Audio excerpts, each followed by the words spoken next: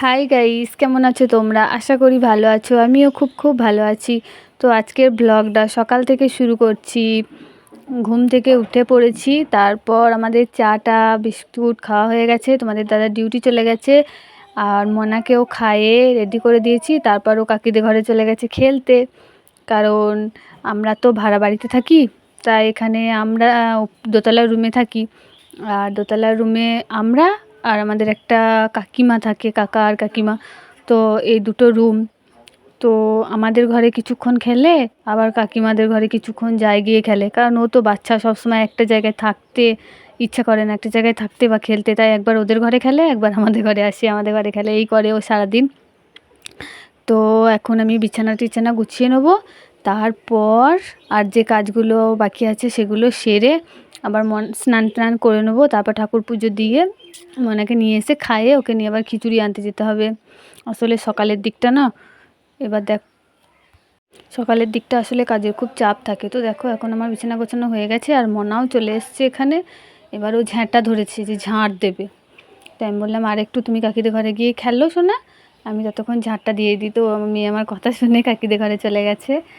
এবার এখন আমি ঝাঁট দিয়ে নিচ্ছি। তো আমার ঝাঁট দেওয়া কমপ্লিট হয়ে গেছে, তারপর ঘরটা আমি মুছে নেব। তো চলো জল নিয়ে আসা যাক। তো জল নিয়ে চলে এসেছি, এবার ঘরটা মুছে নিচ্ছি। ঘর মোছা হচ্ছে আমার। তারপর ঘরটা মুছে এরপর আবার কি রান্না হবে সেটা দেখতে হবে, তারপর তরকারি কাটতে হবে। সকালে প্রচুর কাজ থাকে, আর একা বাচ্চা নিয়ে ভাড়া ঘরে থাকা বা একা বাচ্চা নিয়ে বাচ্চা সামলানো যে কতটা কঠিন বা কতটা কষ্টকর, সেটা তোমরা যারা একা বাচ্চা মানুষ করো তারাই জানো। সত্যি বন্ধুরা, একা বাচ্চা মানুষ করা খুবই কষ্টকর। একা সারাদিন সংসারে কাজ করা, তারপর তোমাদের দাদা খেয়ে যাবে তার খাবার করে দেয়া, তারপর রান্না বান্না করা, বাচ্চাকে খাওয়ানো, স্নান করানো, নিজের খাওয়া দাওয়া, অনেক কষ্ট অনেক। তো দেখো এবার আমি তরকারি কাটতে বসে গেছি। তো আজ কি রান্না করব, এটা কাটছি হলো ঢ্যাঁড়স। ঢ্যাঁড়স ভাজা করব, উচ্ছে ভাজা করব, কারণ মনা উচ্ছে আলু ভাজাটা খুব ভালোবাসে। ডাল করব, আর মাছ নিয়েছি, মাছ রান্না করব, আর একটু আলু সিদ্ধ দেবো, কারণ তোমাদের তাদের আলু সিদ্ধ না হলে হয় না। তো দেখো আবার মনা আমার কাছে চলে এসছে। এবার মা মেয়ে একটু দুষ্টুমি করে নিচ্ছি, কারণ কিছুক্ষণ অন্তর অন্তরই ওকে মায়ের কাছে এসে দেখতে হবে, কারণ ও মাকে না দেখে অনেকক্ষণ না দেখে থাকতে পারে না। তাই কিছুক্ষণ অন্তর অন্তর, মিনিমাম 15-20 মিনিট অন্তর অন্তর একবার করে এসে দেখবে, মামা করবে, একটু আদর করবে, তারপর আবার গিয়ে খেলবে। এটাই করে ও সবসময়, মাথার মধ্যে চাপ রাখছে।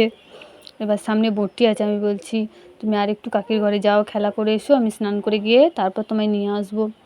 তো কে কথা শোনেও তো যাবে না। এবার আমার সাথে একটু গল্প করছে, বলছে মা কি করছো? আমি বলছি দেখো আমি তরকারি কাটছি, তোমার জন্য উচ্ছে আলু ভাজা করব, তুমি খাবে আমার সোনা মা, এসব বললে ওকে আদর করছি। এবার দেখো ওকে একটা ঢ্যাঁড়স দিয়ে দিয়েছি, যেটা নিয়ে তুমি খেলো, কিন্তু ও তো কিছুতেই কথা শুনবে না।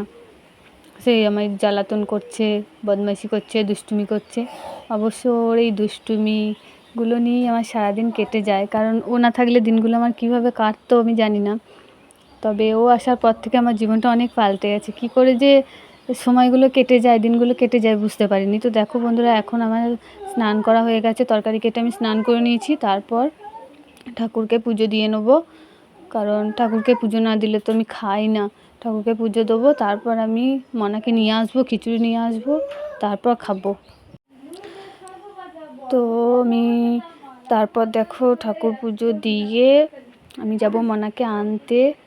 এবার আমি ঠাকুর পুজো দেওয়া হয়ে গেছে, তো এবার মনাকে গিয়ে নিয়ে আসবো, কারণ ও অনেকক্ষণ সকাল থেকে কাকিদের ঘরে আছে, ওদের ঘরে খেলছে। এবার নিয়ে আসতে হবে, খাওয়াতে হবে, না হলে আবার কান্নাকাটি করবে ওদের ঘরে। তো তার আগে আমি চুল টুল আঁচড়ে নিচ্ছি, কারণ নিয়ে এসি তো খিচুড়িটা আবার আনতে যেতে হবে। তো চুল টুল আঁচড়ে সিঁদুর নিয়ে টিপ পরে তারপর যাব মনাকে আনতে। তারপর আবার আমায় 1টার আগে রান্না কমপ্লিট করতে হবে, কারণ তোমাদের দাদা খেতে আসে, ও 1টা 5-10-এর মধ্যে খেতে আসে, তাই আমায় 1টার আগে রান্না কমপ্লিট করে নিতে হয়। তারপর তোমাদের দাদা আসার আগে মনাকে খাইয়ে দিতে হয় ভাত, কারণ ওকে না খাওয়ালে তো আমরা খেতে পারবো না। তাই ওকে খাইয়ে দিই, তারপর তোমাদের দাদা আসে, তারপর আমরা খাই। তারপর তোমাদের দাদা খেয়ে দিয়ে আবার 1 ঘন্টা রেস্ট পায়। খাওয়া দাওয়া করে 1 ঘন্টা রেস্ট নিয়ে তারপর চলে যায় আবার ডিউটি। আর আমি মনাকে নিয়ে আবার একটু ঘুমিয়ে পড়ি দুপুরবেলায়। তারপর বিকেলে উঠে আবার মনা খেলতে যায়, ছাদে একটু শর্ট ভিডিও করি। এইভাবেই আমার সোনামাটাকে নিয়ে সারাদিন খুনসুটি করতে করতে, ওর পেছনে বকতে বকতে, ওকে খাওয়াতে, এই করতে করতেই আমার দিনগুলো চলে যায়। কখন যে সকাল হয়, কখন যে রাত হয় বুঝতেই পারি না। এই সকাল হলো আবার যেন এই রাত হয়ে যায়। সময়গুলো কীভাবে জলের মতো পেরিয়ে যাচ্ছে, জলের মতো কেটে যাচ্ছে। এই কদিন আগে মেয়েটা আমার ছোট্ট ছিল, কইটুকুনি ছিল, এই কদিনের মধ্যেই যেন কত বড় হয়ে গেল, কত কথা বেরিয়ে গেছে, কত কথা শিখে গেছে। আস্তে আস্তে দিন দিন বড় হয়ে যাচ্ছে। সত্যি ওদের না এই টাইমটাই বেশি ভালো লাগে বাচ্চাদের। এই যে ছোট আছে এখন, ছোট থাকাই ভালো। এরপর আস্তে আস্তে বড় হবে, তারপর আবার পড়াশোনা শুরু হবে, টিউশন শুরু হবে, তারপর স্কুল শুরু হবে। তখন ওরা আবার ব্যস্ত হয়ে যাবে। তখন তো আবার মেয়ে আমার আরও ব্যস্ত হয়ে পড়বে। তখন তো মাকে টাইম দিতেই পারবে না, বাড়িতে আর কতটুকু টাইম থাকবে। তাই আমার এই টাইমটাই বেশি ভালো লাগে বাচ্চাদের। কারণ এই টাইমটা সারাদিন বাড়িতে থাকে, পড়াশোনার কোনো চাপ থাকে না। ছোটোবেলাটাই ভালো সবথেকে। আমার ছোটোবেলাটাও খুব সুন্দর কেটেছে। তবে মা বলে ছোটোবেলায় আমি নাকি মনার মতো এতটা দুষ্টু ছিলাম না। আমি একটু ভালো মানুষ, চুপচাপ ছিলাম, শান্ত স্বভাবের ছিলাম। যেখানে বসিয়ে দিত বসে থাকতাম, খাইয়ে দিত খেতাম, সেখানেই খেলা করতাম। অতটা মাকে জ্বালাতন বা বিরক্ত করতাম না। তবে আমার মেয়ে হয়েছে বাবা আমার থেকে 2 কাঠি ওপরে। ও হয়েছে ওর বাবার মতো। কারণ ও প্রচণ্ড দুষ্টুমি করে সারাদিন, আর ওপর একবার নিচে একবার করে। আর কোনো জিনিসে ওর একটু ভয় নেই, সব সময় সারা দিনটা দুষ্টুমি করতে থাকে। একবার এখানে একবার ওখানে, আর কতবার যে ও সারাদিন পড়ে বন্ধুরা, না দেখলে বিশ্বাস করতে পারবে না। তো দেখো গল্প করতে করতে আমি রেডি হয়ে গেছি, বা ছাদে চলে এসেছি জামা কাপড় মিলবো বলে। তো এখন আমার জামা কাপড় মেলাও হয়ে গেছে। তো এবার দেখি তো গাছে কতগুলো ফুল ফুটেছে। হ্যাঁ, কত সুন্দর নটামণি ফুল ফুটেছে গাছে, কি ভালো লাগছে না দেখতে। আসলে এই গাছগুলো না যখন প্রচণ্ড রোদ হয় তখন একটু মরা মরা হয়ে যায়।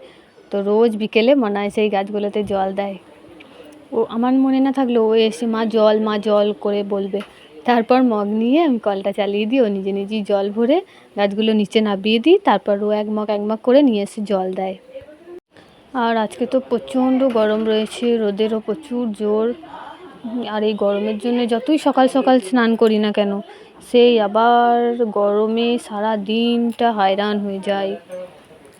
যখন স্নান করি তখন হয়তো শরীরটা একটু ঠান্ডা হয়, তারপর আবার রান্না বান্না কাজকর্ম করতে করতে আবার ভীষণ গরম করে, সারা গা ঘেমে নিয়ে চান করে উঠি। তাই সকাল সন্ধ্যে 2বার স্নান করতে হয়। তো এবার দেখো আমি ওড়না নিয়ে নিচ্ছি আর টিফিন কৌটোটা নিয়ে নেবো, কারণ খিচুড়ি আনতে অনেকটা দূরে যেতে হয়। ওই জন্যে একটু সময় করেই বেরিয়ে যাচ্ছি। এখন বাজে 8:30। 8টা 8:30টার মধ্যেই খিচুড়ি দিয়ে দেয়। যেদিন খিচুড়ি দেয় সেদিন তো 8টার মধ্যেই দিয়ে দেয়, আর যেদিন ভাত দেয় সেদিন একটু দেরি হয়, 8:30 থেকে 9টা বাজে, এর বেশি দেরি হয় না। খিচুড়ি স্কুলে দিদিমণিটা ওই জন্য বলে যতটা তাড়াতাড়ি পারবে চলে আসবে, এসে গরম গরম খিচুড়ি নিয়ে চলে যাবে। কারণ মনাকে খাওয়ানোর টাইমও আমার 9টা থেকে 9:30টার মধ্যে। তাই তার আগে খাবারটা নিয়ে আসতে হয়, তারপর গ্লাসে করে একটু ভালো করে চটকাতে হয়, তারপর তো খাওয়াবো। তো দেখো আমরা এবার মনাকে নিয়ে খিচুড়ি নিয়ে বাড়িতে চলে এসেছি। আবার ওকে খাটে উঠিয়ে দিয়েছি, ও খাটে উঠে খেলা করছে। তারপর আমি ওকে ডাকছি, মনা এসো খেয়ে নেবে, এসো খেয়ে নেবে, এসো। কিন্তু ও তো দুষ্টুমি করেই যাচ্ছে, খালি খাবো না খাবো না। এবার দেখো মা মেয়ে একটু আদর করে নিচ্ছি। তারপর আমি রান্না বসিয়ে দিয়েছি। তো এখানে ডাল করব, উচ্ছে আলু ভাজাটা আমার হয়ে গেছে, আর ঢ্যাঁড়স ভাজাটা বসিয়েছি। ওইদিকে ভাতও বসিয়ে দিয়েছি, ভাত মোটামুটি ফুটে গেছে। আর তো এরপর ঢ্যাঁড়স ভাজাটা হয়ে গেলে এরপর করব ডালটা করে মাছটা করে নেব, তাহলেই মোটামুটি আমার রান্না শেষ হয়ে যাবে। এবার এখানে মনা খেলা করছে, মনাকে আমার এখন খাওয়ানো হয়ে গেছে। আসলে খাওয়ানোর সময় তোমাদের দেখাতে পারিনি। তো দেখো এখন খাওয়ানো হয়ে গেছে ওকে, রান্না বান্না কমপ্লিট হয়ে গেছে, বাসন ধোয়া হয়ে গেছে, মনাকে স্নান করানো হয়ে গেছে। তারপর ওকে নিয়ে দোকান গিয়েছিলাম, দোকানে চকলেট খাবো বলে কাঁদছিল, তাই একটা চকলেট কিনে দিয়েছি, এখনও চকলেট খাচ্ছে। আর কী যে বক বক করছিলাম মা মেয়েতে কী জানি না সেই সময়। তো এবার খেলছে, আর তোমাদের দাদাভাই আসার সময় হয়ে গেছে, 1:45 মতো বাজে। তো ওর জন্য একটা ডিম ভেজে নিচ্ছি, কারণ ফোন করেছিল, ফোন করে বললো আমার জন্য একটা ডিম ভেজে রাখো, আমি মাছ খাবো না। তো আমি মাছ খাবো, মনা মাছ খাবে, তো ওর মাছ খাবে না, তাই ওর জন্যে একটা ডিম নিয়ে এসেছি, গরম গরম ভেজে রাখি, কারণ আসার সময় তো আর হয়ে এলো বলে গরম গরম দিয়ে দেবো। গরম গরম ডিমটা ভাত দিয়ে খেতে ভালো লাগে। আর তোমাদের দাদা না ডিম সিদ্ধর থেকে ডিম ভাজাটা খেতেই বেশি পছন্দ করে বা বেশি ভালোবাসে, তাই একটা ডিমই ভাজছি, কারণ আমাদের জন্য তো মাছ রয়েছে, বেশি ডিম ভেজেও লাভ নেই, আমরা তো খাবো না, আবার রাতে রান্না রাতে হবে। তো এবার আমি নুনটা ডিমে নুন দিচ্ছি, আর একটু পেঁয়াজ লঙ্কা কুচিয়ে দেবো, কারণ ডিম ভাজাতে না পেঁয়াজ লঙ্কা দিয়ে ডিমটা ভাজলে ডিমটা খেতে খুব টেস্ট লাগে।